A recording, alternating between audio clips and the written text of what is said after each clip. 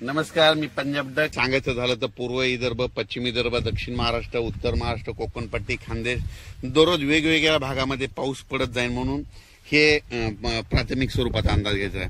पण काय झालं, हे करत असताना मला उत्तर महाराष्ट्रातल्या शेतकऱ्याचे फोन आले. उत्तर महाराष्ट्रामध्ये नंदुरबार जिल्हा, धुळे जिल्हा, जळगाव जिल्हा, नाशिक, येवला, निफाड, त्याच्यानंतर संगमनेरचे काय आले, श्रीरामपूर, त्याच्यानंतर कोपरगाव, त्या भागातले बरेच फोन आले की आमच्या भागामध्ये पाऊसच नाही, तुमच्या तिकडे पडतोय, फक्त पिकांना पाहिजे तसाच पडतोय. तर मग पाऊस कधी येईल? तर उत्तर महाराष्ट्रासाठी खास करून एक आनंदाची बातमी की उत्तर महाराष्ट्रामध्ये 15 ऑगस्ट पासून ते 22 ऑगस्टच्या दरम्यान जोरदार पाऊस पडणार आहे. म्हणजे तिकडं ना तुम्हाला सांगतो 16, 17, 18, 19 नंतर चांगला अतिवृष्टी देखील काही ठिकाणी होणार आहे, मुसळधार होणार आहे. आणि त्यांचे फोन आले की आमच्या विहिरीला पाणी आलं नाही. तर ह्या पावसामध्ये तुमचा हा पाऊस निर्णायक ठरणार आहे, विहिरीला देखील तुमच्या पाणी येणार आहे, वडे नाले देखील वाहणार आहेत. म्हणून उत्तर महाराष्ट्रातल्या शेतकऱ्यांनी हा अंदाज लक्षात घ्यायचा.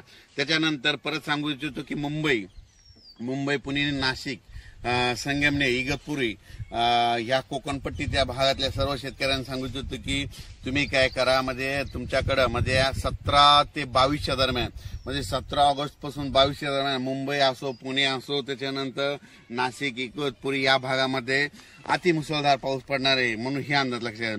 मुंबईला देखील म्हणजे असा पाऊस पडेल की तिथलं काही ठिकाणचं म्हणजे पाणी साचण्याची शक्यता आहे. म्हणून हा मुंबईकरांनी खास करून हे म्हणजे 17 ते 22चा अंदाज लक्षात घ्यायचा.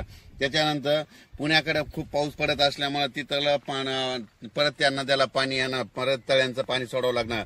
त्याच्यामुळे परत पूर परिस्थितीमध्ये सांगली, कोल्हापूरकडे तिकडे परत पूर परिस्थितीला सामोरं जावं लागणार. म्हणून तिकडे देखील नद्याला पाण्याला पूर येणार आहे. म्हणून हे अंदाज सांगली, सातारा, कोल्हापूर या शेतकऱ्यांनी लक्षात घ्यायचं.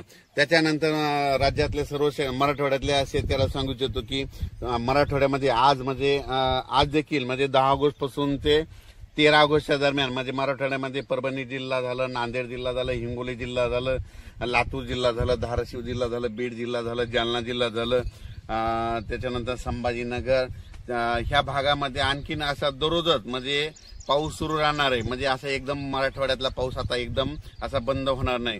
आणि सगळ्यात महत्वाचं सर्व शेतकऱ्यांना